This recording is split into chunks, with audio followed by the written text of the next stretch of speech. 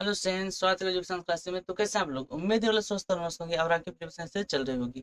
तो आज की क्लास बहुत ही ज्यादा महत्वपूर्ण होने वाली है आपके लिए, क्योंकि देखिए आज का जो टॉपिक है लारेंज बर्ग, ये मतलब इस चैप्टर का बहुत ही फेवरेट टॉपिक में से एक है। और ठीक है, इसमें काफी अच्छे क्वेश्चंस बनते हैं और ये आपके लिए जानना बहुत जरूरी है। और सबसे बड़ी की बहुत भी सरल भी है। आप इसी को थोड़ा सा अगर दिमाग लगाएंगे तो एकदम डेफिनेटली पूरा समझ में आ जाएगा। और आप लोगों के लिए आज की क्लास में एक सरप्राइज भी है कि ये सरप्राइज आपको मिलेगा लास्ट में। ठीक है, तो क्लास को लास्ट जरूर देखिए, क्योंकि लास्ट में आपको जो सरप्राइज मिलने वाला है मतलब वो आपके लिए बहुत ज्यादा, अगर आप किसी भी बोर्ड को टारगेट कर रहे हो, ठीक है, चाहे आप यूपी बोर्ड को टारगेट कर रहे हो, एमपी बोर्ड को, राजस्थान बोर्ड को, तो आपके लिए इतना बहुत बड़ा यहाँ पर सरप्राइज होने वाला है। और वो सरप्राइज आपके लिए बहुत इंपॉर्टेंट होगा और साथ ही आपके बोर्ड एग्जाम की प्रिपरेशन के लिए भी। ठीक, तो अगर आप किसी भी बोर्ड को टारगेट कर रहे हो 2025 के लिए, तो आपके लिए ये क्लास बहुत बहुत ज्यादा महत्वपूर्ण है। और लास्ट का एंड तो बिल्कुल भी मत मत कीजिएगा। चलिए आज के टॉपिक देखिए, क्या बात करने वाले हैं, लारेंज बल। तो देखिए आपका चैप्टर 4 चल रहा था जिसका नाम था विद्युत धारा का चुंबकीय प्रभाव।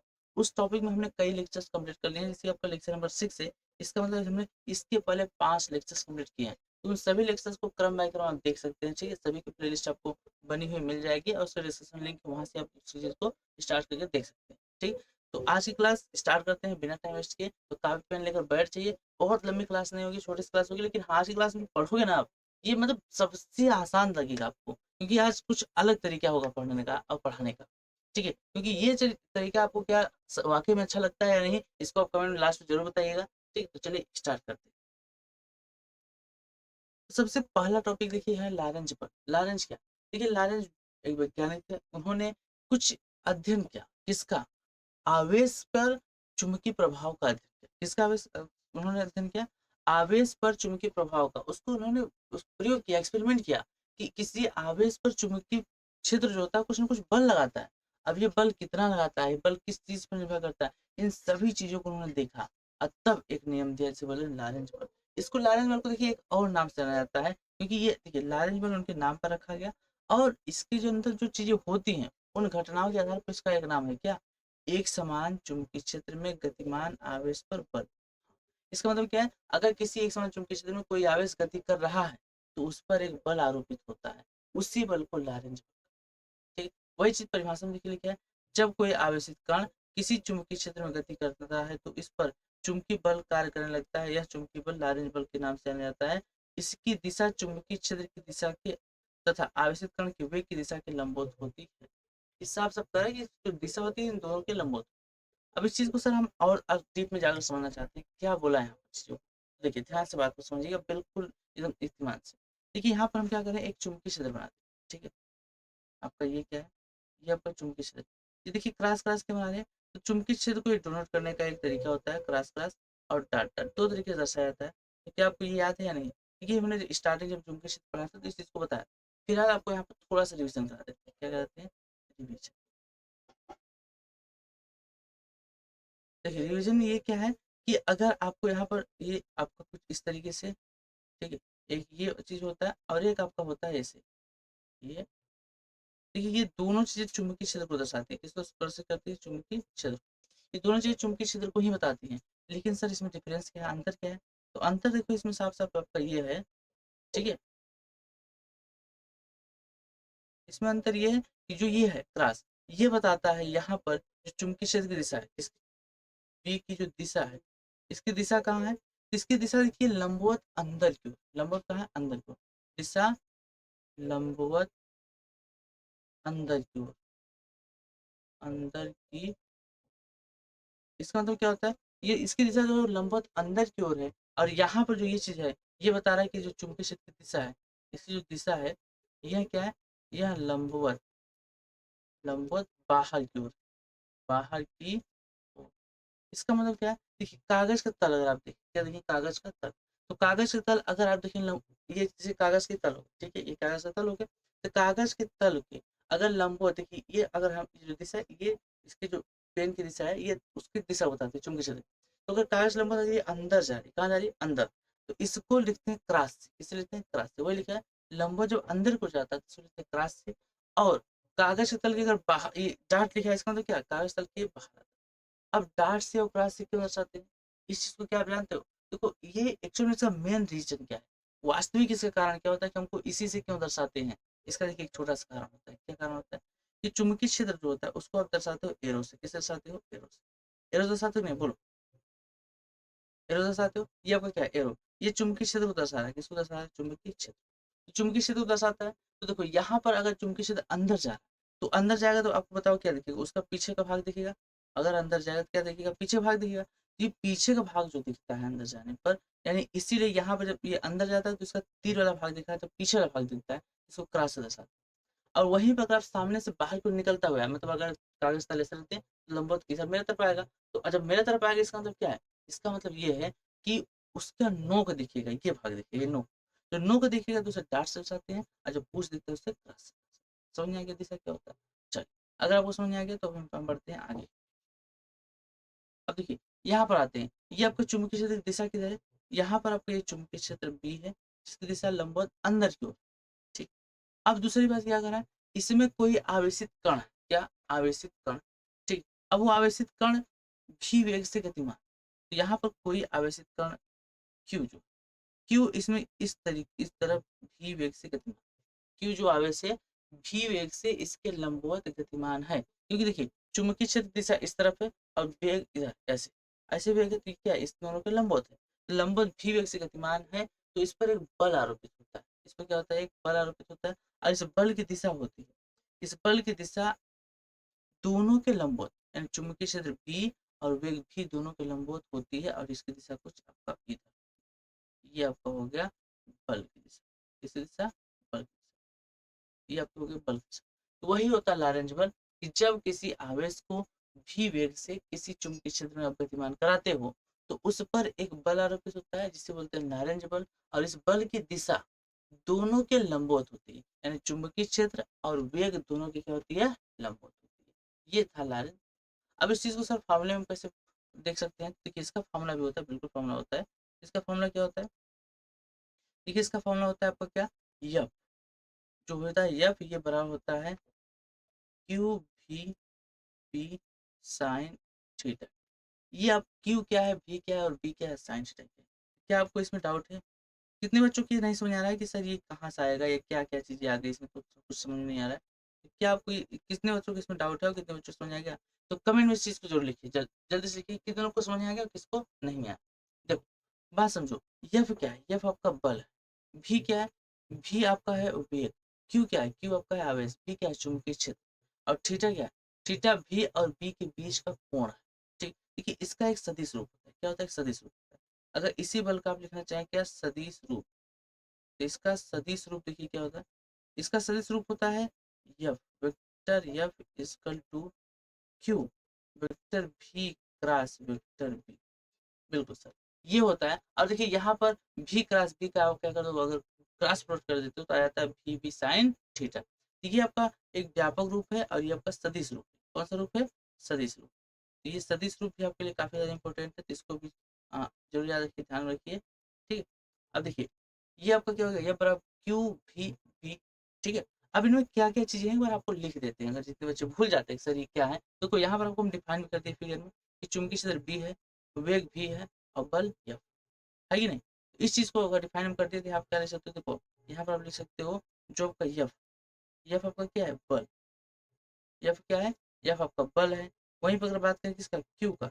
क्यू है कण पर आवेश। कण पर आवेश। क्यू क्या है? कण पर आवेश। भी क्या है? भी है कण का, या बोल सकते हो आवेश का, आवेश का चाल, आवेश का चाल। वहीं पर अगर बी की बात करो तो बी क्या है? बी आपका है चुंबकीय क्षेत्र। बी क्या है? चुंबकीय क्षेत्र। बिल्कुल सर। ये आपका हो गया लारेंज बल। तो लारेंज में क्या क्या चीजें आपको दिख रहा है साफ साफ? बिल्कुल सर, तो यही चीजें होती है लारेंज बल। बहुत सिंपल था, डिफिनेशन है बस। डिफिनेशन अगर आप समझ गए तो डेफिनेटली आप हर चीज समझ जाओगे। फार्मूला भी काफी इंपॉर्टेंट है। इस फार्मूले पर 1 नंबर में, 2 नंबर में, या कभी कभी 3 नंबर में क्वेश्चन पूछ ले जाते हैं। तो आपको एकदम अच्छे से इस चीज को नोट करिए और लिखिए। ठीक है, ये थोड़ा सा आपका पार्ट दूसरा था, तो इस पार्ट को आप अलग ही नोट कीजिएगा, क्योंकि ये आपको दिशा संबंधित था। ठीक है, चूंकि दिशा आप लिख सकते हो, लेकिन लारेंज बल की उसके एड मत कर देना, इसको अलग। ठीक। तो इस चीज को जल्दी से नोट कीजिए, हम बढ़ेंगे इसके। तो इसको नोट कर ले, हम बढ़ते हैं आगे। तो देखिए लारेंज बल के बाद अब लारेंज बल का ना एक छोटा सा अनुप्रयोग है। लारेंज बल पर हम कुछ चीजों को अनुप्रयोग के तौर पर देख ले कि क्या क्या चीजें हो सकती हैं। तो देखो यहाँ पर आपको क्या है? चुंबकीय क्षेत्र में जो कण की गति है, किस क्या चुंबकीय क्षेत्र में कण की गति, ये क्या है? तो इस चीज को हम करते हैं कि अगर किसी चुंबकीय क्षेत्र में कोई कण गति करता है तो क्या होता है, उस पर प्रभाव क्या आते हैं, ठीक है। तो ये काफी डीप है और इससे बहुत ज्यादा क्वेश्चन बनते हैं। आगे चलकर आपको एक दो ऐसे और टॉपिक है जिनको पढ़ने को समझने के लिए आपको ये चीजें पता होनी चाहिए। तो देखो, अगर आप क्या करते हो यहाँ पर, ये आपके लिए लिखा है, एक बार पढ़ लो कि माना क्यू आवेश वाला एक धन आवेशित कण एक समान चुंबकीय क्षेत्र बी जिसकी दिशा कागज तल के क्या है, लंबवत है, नीचे की ओर है, लंबवत नीचे की ओर। तो क्षेत्र की दिशा लंबवत भी से प्रवेश करता है, इस स्थिति में आवेशित कण पर बल क्या होगा। अब देखिए यहाँ पर ना आपको बहुत अच्छे से डीप में समझना है, ठीक। देखिए यहाँ पर क्या कह रहा है कि यहाँ पर अभी आपको हम दिशा बताए हैं कि क्रॉस मतलब क्या होता है, ठीक है। ये देखिए ये क्रॉस बता रहा है आपको दिशा की तरफ, और ये आप कुछ इस तरीके से, ये आपका क्या हो गया, ये आपका हो गया चुंबकीय क्षेत्र, ये आपका क्या हो गया, ये आपका होगा चुंबकीय क्षेत्र बी, ठीक है, जो कागज के तल के लंबवत अंदर की ओर जा रहा है, ठीक। और इसमें हम क्या करें, इसमें एक कोई आवेश, क्यू आवेश, सपोज करें यहाँ पर कोई आपका कण है, क्यू आवेश भी वेग से, किस वेग से, भी वेग से यहाँ पर गति करते हुए, भी वेग से गति करते हुए, देखो ये कोई आवेश है जो भी वेग से गति करते हुए इस चुंबकीय क्षेत्र के लंबवत प्रवेश करता है। चुंबकीय क्षेत्र क्या होता है, लंबवत प्रवेश करता है यहाँ पर। तो ये जब यहाँ पर प्रवेश करता है, देखिए सपोज कि यहाँ पहुंचा है, तो इस पर एक बल लगने लगा, इस कण पे क्या हो गया, इस कण पर एक बल लगने लगा जिसकी दिशा ऊपर की ओर थी, ऊपर की ओर थी। तो ये बल जब ऊपर की ओर लगने लगा तो कण क्या होता है, घूम जाता है यहाँ से, देखिए यहाँ पर जब से पहुंचा इसे कण ऊपर की ओर लगने लगी, घूम गया। ये इस तरीके से घूमता है, मतलब यहाँ से ऐसे घूम कर ऐसे इस तरीके से वृत्ताकार मार्ग प्राप्त कर लेता है। क्या प्राप्त कर लेता है, वृत्ताकार मार्ग। अब जब वृत्ताकार मार्ग प्राप्त करें तो इसको हम देखिए शुद्ध शुद्ध वृत्ति बना देते हैं आपके लिए, ताकि आप कंफ्यूज ना हो पाओ, समझ पाओ अच्छे से क्लियरली क्या चीज यहाँ पर चल रही है। ये कुछ इस तरीके,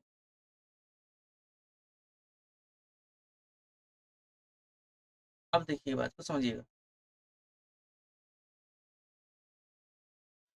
यहाँ पर इस चीज को समझते हैं थोड़ा डिटेल में, ठीक है। देखिए करना ये था कि यहाँ पर जब भी वेग से आया आपका, तो यहाँ पर जब सपोज करो कण यहाँ पहुंचा है, ठीक है, इस बिंदु पर कण पहुंचा है, तो इस भी वेग से इसका भी वेग इधर था, तो इस पर बल ऊपर को लग रहा है, बल कहाँ लग रहा है, ऊपर को, ठीक है, ये बल ऊपर को लग रहा है। देखिए आपको अगर बल निकालना हो, इसके बल की दिशा क्या होती है, तो बल की दिशा आपको बता दें कैसे निकालना है। आपको क्या करना है, ये अपने दाएं हाथ को सामने लेना है, इसको ऐसे सीधा फैलाना है, और जो अंगुलियां हैं, इन अंगुलियों को ले जाना है किसकी, वेग की दिशा में, किसकी दिशा में, वेग की दिशा में। तो सपोज को देखो यहाँ पर आपको जो चल रहा है, ये आपको वेग की दिशा में, ये वेग की दिशा में चलेगा, किस दिशा में चलेगा, वेग की दिशा में। और वेग की दिशा में ले जाने के बाद अंगुलियों को आप मोड़ लो, क्या करो, मोड़ लो चुंबकीय क्षेत्र की दिशा में। इसको देखो ऐसा था, इसको मोड़ लो चुंबकीय क्षेत्र दिशा में, ये ऐसे था चुंबकीय क्षेत्र दिशा, मोड़ लो क्योंकि चुंबकीय क्षेत्र दिशा लंबवत अंदर की ओर है। इसको जब ऐसे मोड़ लेते हो तो जो अंगूठा आता है आपका, ये बल की दिशा हो जाता है, किसको बताता है, बल की दिशा। वही चीज यहाँ पे देखिए, जब भी व्यक्ति इस तरफ जा रहा था और आप इस तरफ जाकर इसको इधर मोड़ते तो अंगूठा ऊपर की ओर है, इसका मतलब बल कहाँ लग रहा है, ऊपर की ओर। तो यहाँ बल ऊपर की ओर लग रहा है। फिर जब ये यहाँ पर पहुंचता है, तो यहाँ पर देखिए अब वेग इस तरफ हो जाएगा, वेग कहाँ हो जाएगा, इस तरफ। अब वेग किस तरफ हो गया, लेकिन अब आपको मोड़ना इधर ही है, चूंकि क्षेत्र इधर आ रहा है, मतलब ये इस तरफ आ रहा है। इसका मतलब यहाँ पर जो आपका बल लगेगा वो इस दिशा में लगेगा। इसी तरीके से जब आप ऊपर पहुंचते हैं इस बिंदु पर, यहाँ बल नीचे लगता है। और फिर जब आप इस यहाँ बिंदु पहुंचते हैं तो बल इधर लगता है। तो यहाँ पर देखो चारों तरफ से जो बल का दिशा है वो सदैव एक केंद्र की ओर, किसको लग रहा है, केंद्र को। तो केंद्र को लगने के कारण यह कण एक वृत्ताकार मार्ग पर गति करने लगता है। यानी जब कोई आवेशित कण भी वेग से गतिमान होकर किसी चुंबकीय क्षेत्र के लंबवत प्रवेश करता है, तो उसमें वो जाकर एक वृत्ताकार गति करने लगता है। क्या करने लगता है, वृत्ताकार गति करने लगता है। अब ये जब वृत्ताकार गति करने लगता है, तो अब ये होता है क्या है, एक वृत्ताकार पथ बना। तो इस वृत्ताकार पथ की क्या होगा, कुछ न कुछ केंद्र होगा। अब देखिए अगर केंद्र है तो देखिए इसका वृत्ताकार, इसका क्या होगा, कुछ न कुछ केंद्र होगा, ठीक है। ये आपका हो गया केंद्र। अब देखिए यहाँ पर अगर इसका केंद्र ये हो गया, तो केंद्र से या परिधि के बीच की दूरी जो होगी, केंद्र से परिधि के बीच की दूरी, केंद्र से परिधि के बीच की जो दूरी होगी उसको त्रिज्या लिखोगे, आप लिखो सपोज करो कैपिटल, कैपिटल लिख देते हो। तो यहाँ पर आप बात समझो, कैपिटल तो हम इसकी त्रिज्या को हम निकालते हैं। तो सबसे पहले ये बताओ इस पर जो लगने वाला लारेंज बल हो क्या, ठीक है। तो आवेशित कण पर लगने वाला लारेंज बल, उस चीज को हम समझते हैं नेक्स्ट पेज पर। क्या लिखते हैं यहाँ पर देखिए, आवेशित आवेशित कण पर, आवेशित कण पर लगने वाला लारेंज बल, लारेंज बल देखिए बराबर होगा किसके, अभिकेंद्रीय बल के। किसके बराबर होगा, अभिकेंद्रीय, अभिकेंद्रीय बल के। सर अभिकेंद्रीय बल क्या है, देखो अगर कोई कण वृत्ताकार मार्ग पर गति कर रहा है तो इसका मतलब उस कण को केंद्र की ओर एक बल मिलता है। ठीक है, अब किसी भी कण को अगर केंद्र एक वृत्ताकार मार्ग पर गति करने के लिए उसे केंद्र की ओर बल लगता ही लगता है। तो यहाँ पर देखिए इस पर भी बल लग रहा है, बल की दिशा केंद्र की ओर है। तो जो अभिकेंद्रीय बल है जो इसको वृत्ताकार पथ पे घुमा रहा है, वो अभिकेंद्रीय बल कौन दे रहा है, इसको दे रहा है लारेंज बल। तो लारेंज बल जो होगा आपका अभिकेंद्रीय बल के बराबर होगा। तो अगर बात करें लारेंज बल का तो दोनों को हम निकाल लेते हैं अलग अलग। ठीक है, तो अगर देखिए ये आपके लिए समीकरण था, अब इस चीज को हम निकाल लेते हैं पहले। तो अगर बात करें किसका, लारेंज बल का, कि लारेंज बल कितना आएगा, लारेंज बल, अगर लारेंज बल की बात करें तो ये कितना आएगा, तो लारेंज बल आपका जो होगा यफ, देखिए यफ बराबर होगा आपका क्यू भी बी, अब साइन थीटा ये होगा। लेकिन देखो आपको यहाँ पर क्लियर कर दिया कि जो भी है ये लंबवत प्रेस कर रहा है, मतलब यहाँ पर जो थीटा का मान हो कितना है 90, क्यों, क्योंकि भी चुंबकीय क्षेत्र में लंबवत प्रेस कर रहा है। जब कहीं भी हो जाएगा 90 यानी थीटा मान कितना हो जाएगा आपका 90, इसको आप लिख सकते हो क्या हो जाएगा, यह बराबर हो जाएगा क्यू भी बी और साइन 90। अब तो साइन 90 मान कितना होता है, जीरो एक, साइन 90 मान कितना होता है एक, तो ये लिख सकते हो क्या, यह बराबर क्यू भी बी, क्यों सर साइन 90 मान कितना हो गया एक। तो यहाँ पर आपका क्या ये बराबर क्यू भी पी, और यह बल अभिकेंद्रीय बल के बराबर होगा। किसके बराबर होगा, अभिकेंद्रीय बल। यानी यहाँ पर अगर आपका शर्त के अनुसार आप देखो, इसके अनुसार शर्त के अनुसार, शर्त के अनुसार मतलब आप ये ऊपर वाले इससे देखोगे तो अभिकेंद्रीय बल के बराबर है। इसका मतलब क्या है, इसका मतलब है ये सर कि जो यफ ये बराबर है किसके, यफ सी के। यफ सी क्या होता है, सी मतलब सेंटर, सेंटर में होता है केंद्रीय बल, तो केंद्रीय बल के बराबर है। मतलब ये आपका क्यू भी बी यह बराबर है किसके, अब केंद्रीय बल, अब केंद्रीय बल क्या होता है, अब केंद्रीय बल होता है एम पी स्क्वायर अपॉन, ये आपका होता है अब केंद्रीय बल। तो अब केंद्रीय बल के बराबर है। अब इसको अगर सॉल्व करेंगे तो क्या है, तो देखिए इसको हम सॉल्व करेंगे तो यहाँ भी यहाँ भी, तो एक भी से एक भी आपका क्या हो जाएगा, कैंसिल हो जाएगा। ये आपका क्या है, क्या q B equal to m v upon, ये आ गया। अगर यहाँ से आप आर की वैल्यू निकालें, किसकी, आर यानी त्रिज्या का मान निकालें, तो आर का मान क्या आएगा, देखिए आर का मान आपका आ जाएगा एम भी अपॉन, अब बताओ क्यू भी इधर था, इसको अगर इस तरफ ला दो क्या हो जाएगा, जब हो जाएगा क्यू भी अंडर, मतलब बटे में हो जाएगा। तो बटे में हो गया तो आपका ये कुछ इस तरीके का हो गया।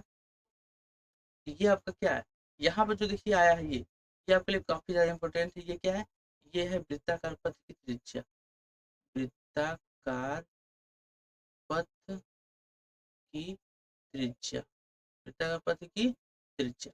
तो ये आर आपका वृत्ताकार पथ की त्रिज्या नहीं, अगर कोई अब देखो अब क्लियर एकदम एक ही बात समझ लो क्या, कि अगर कोई क्यू आवेश का कण भी बी चुंबकीय क्षेत्र में भी वेग से गतिमान होते हुए आता है, तो जिस वृत्ताकार पथ पर वो गति करेगा उस वृत्ताकार पथ की जो त्रिज्या होगी आर का मान यही, यानी आर बराबर हो जाएगा क्या, m v upon q B. ये काफी ज्यादा इंपॉर्टेंट फॉर्मूला आपके लिए बहुत ज्यादा महत्वपूर्ण है, इसको बिल्कुल स्किप नहीं करना है, आपको अच्छे से क्लियर समझना है।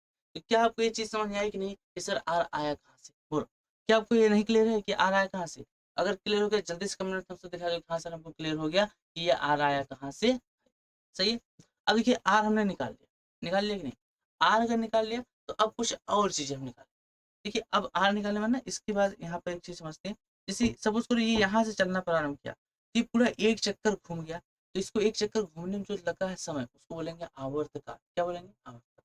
तो इसका आवर्तकाल क्या, ठीक है, तो हम निकालते हैं इसका क्या, आवर्तकाल। तो अब अगला हेडिंग क्या है, इसका है आवर्तकाल, आवर्तकाल। अब देखिए जो आवर्तकाल होता है उसको कैपिटल टी से लिखते हैं। तो आवर्तकाल क्या होगा, तो आवर्तकाल क्या होता है, एक चक्कर पूरा करना है। तो देखो अब इसका वेग क्या था सबसे पहले समझते हैं, देखिए इसका वेग है भी, और दूरी कितना है, आवर्तकाल देखिए सब आपको समय निकालना है। समय क्या होता है, अगर यहाँ पर आपको निकालना क्या है, आपको निकालना है समय। अब समय बराबर होता है क्या, समय बराबर होता है दूरी बटे चार। समय क्या होता है, दूरी बटे चार, इसका वेग जो है आपका भी। और दूसरी चीज इसका जो दूरी है, दूरी क्या होगा 2 पाई आर, यहाँ पर अगर आप दूरी निकालोगे तो दूरी क्या होगी, वृत्त की परिधि। अब वृत्त की परिधि क्या होती है, वृत्त की परिधि होती है 2 पाई आर, तो वृत्त की परिधि हो जाएगी 2 पाई आर।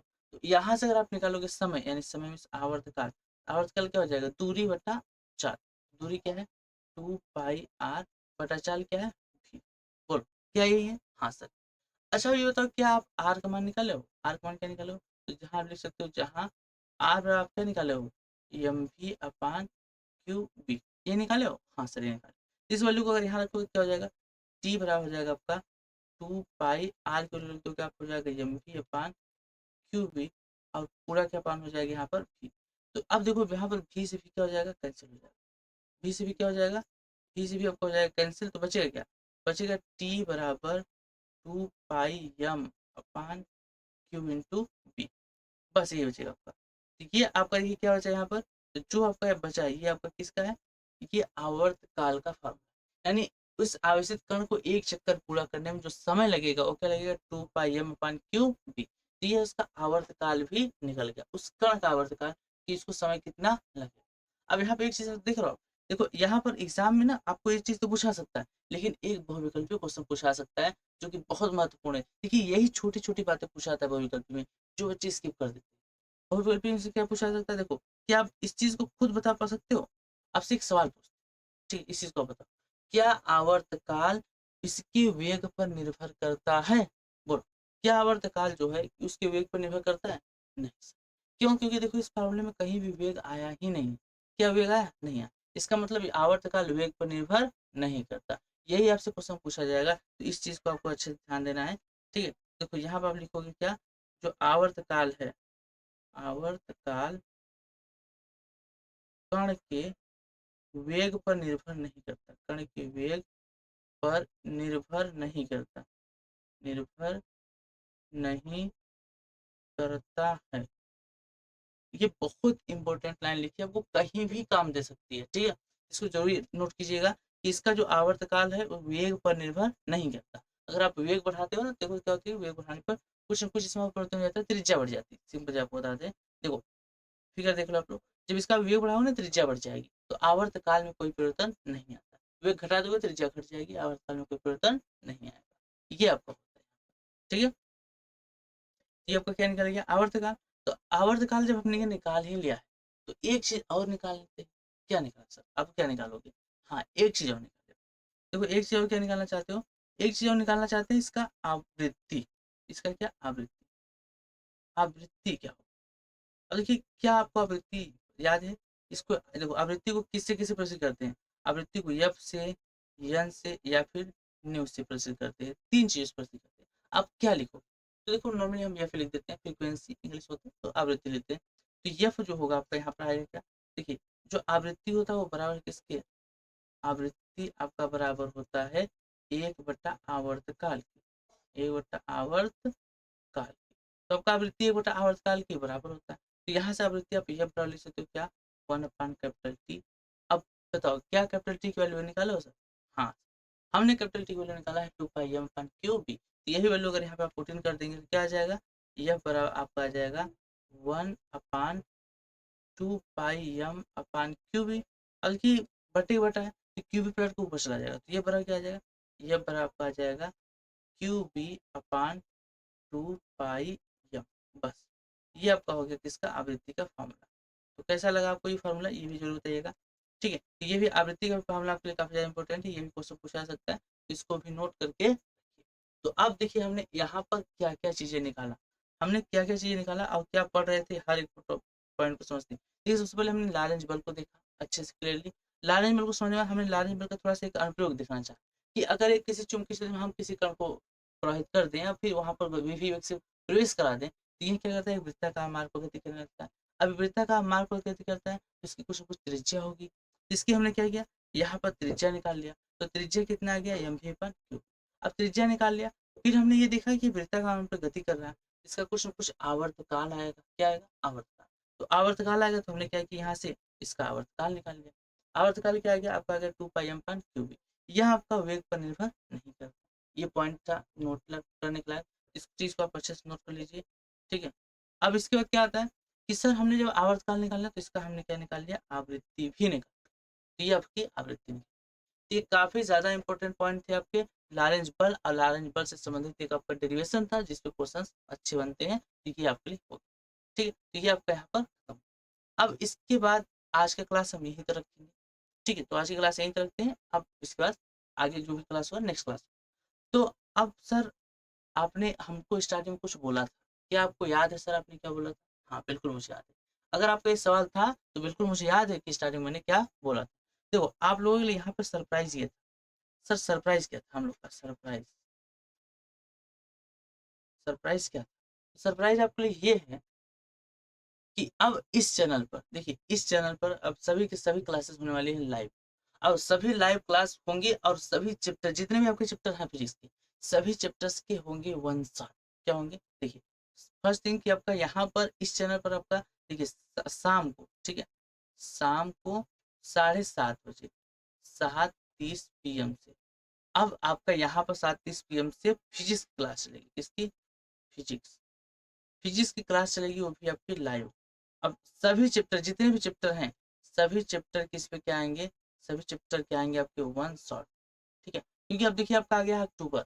अक्टूबर भी लगभग बीत चुका है, अब आ गया नवंबर। नवंबर, दिसंबर, जनवरी, आपके पास मात्र 3 महीने प्रिपरेशन के लिए, फरवरी में आपका पेपर। तो यहाँ पर आपके बहुत सा मतलब समय जो है वो बहुत कम बचा है।